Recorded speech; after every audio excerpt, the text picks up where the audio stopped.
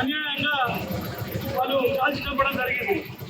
దానికి అక్కడ ఉన్న మన అక్క చెల్లెళ్ళు ఏమని చెప్పారంటే ఈ పరిస్థితి ఇంత ముందు పునరావృతం కాకుండా ఈ విషయాన్ని మోడీ గారికి వాళ్ళు వివరించుకోవడం జరిగింది.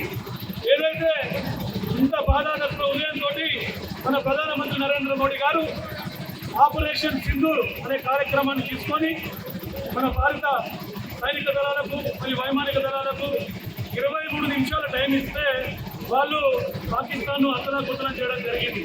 ఇలాంటి కార్యక్రమాలు వాళ్ళు మన దేశ సైనికులు కూడా పాకిస్తాన్ దేశ ప్రజల మీద దాడి చేయలేదు, అక్కడ ఉన్న ఉగ్ర స్థావరాల మీద దాడి చేసి ప్రపంచానికి మొత్తం ఒక మెసేజ్ చేయడం జరిగింది.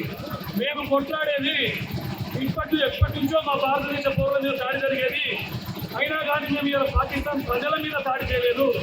ఏదైతే ప్రపంచానికి హానికరమైన ఉగ్రవాదాన్ని మరియు ఉగ్రవాద స్థావరాలను గుణముట్టించామని చెప్పి 23 నిమిషాల్లో మన 9 స్థావరాలను ధ్వంసం చేయడం జరిగింది. ఆ 23 నిమిషాలకే ప్రపంచ దేశాలు దిగివచ్చి నరేంద్ర మోడీ గారికి కోరుకోవడం జరిగింది. ఈ యుద్ధాన్ని మోడీ గారు మీరే ఆపగలుగుతారని కోరడం జరిగింది.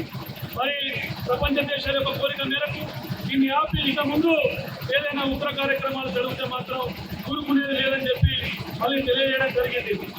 ఇలా ఢిల్లీ నుంచి గల్లీ నుంచి ఢిల్లీ దాకా మన భారతదేశ సైనికులు కానీ మన భారతదేశ ప్రధానమంత్రి కానీ అందరి ప్రతి పౌరుడి సంతోషం, ప్రతి కులం నుంచి ప్రతి మతం నుంచి ఇక్కడ ఉన్న అన్ని వర్గాల నుంచి కూడా ఈనాడు నర్సంపేట నియోజకవర్గంలో ఉన్న అన్ని వర్గాల నుంచి కూడా మన ప్రధానమంత్రి గారికి మరియు మన దేశ సైనికులకు మద్దతు తెలుపుతూ ఈ తిరంగా ర్యాలీ నిర్వహించడం జరిగింది.